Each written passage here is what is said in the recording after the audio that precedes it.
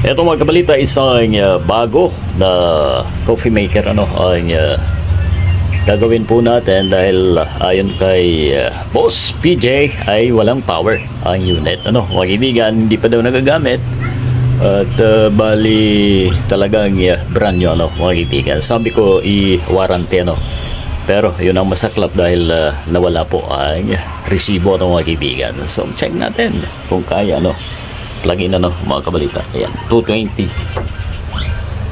Alright. As you can see mga kaibigan ay wala po tayong mapapansin na kahit anumang indication na siya ay may power mga kaibigan. So ingatan po natin pagka tayo bibili, siguraduhin natin na i-test bago i-purchase mga kaibigan. Alright, ayan po. Ganda, may kaha pa to mga kabalita ito. Ay mga kaibigan.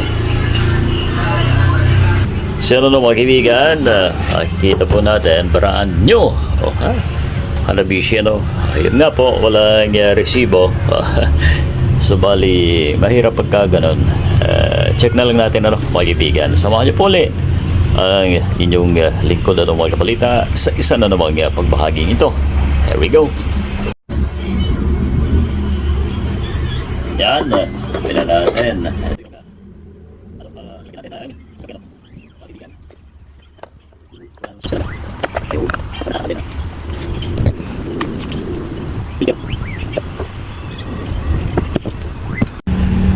So ito na mga kabalita habang na-open na po natin ay ito ang kumuha ng attention natin yung mula sa AC mga kaibigan ay hindi po nakasaksak. Ayan ngayon try natin and then i-test natin mga kaibigan. Alright, ilalagay lang po natin diyan sa terminal na yan ayan, dilim ayan yan yung bakante. Alright, mapansin ko mga kabalita ay hindi nakatusok ng maigi kasi nung sinukso ko ay nag-click so ibig sabihin yun lang ang problema malalaman po natin pag check natin mga kaibigan. Ito try natin mga kabalita. Alright, imposible naman na nahugot ko. Ayan wala talagang minsan may mga instance na gano'n ang nangyayari mga kaibigan, lalo pa pagka brand nyo. Alright, so ito na, plug-in natin. Ayan meron na mga kabalita, pwede na magkape. Ayan. So yun nga lang ang problema. Kaya nga kung bibili po tayo ay ugaliin po natin na ipa-test ang ating mga bibilhing appliances mga kaibigan. Goods na yan mga kaibigan, at hindi tayo makakapag-test wala pa tayong brewed coffee mga kaibigan. Ayan, shoutout kay PJ. Goods na to.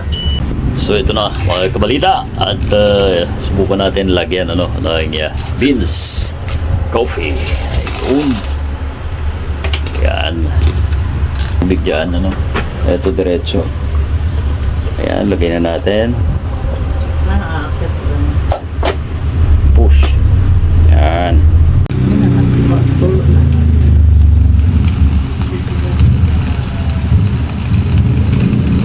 Yan, tumatagay na mga kabalita.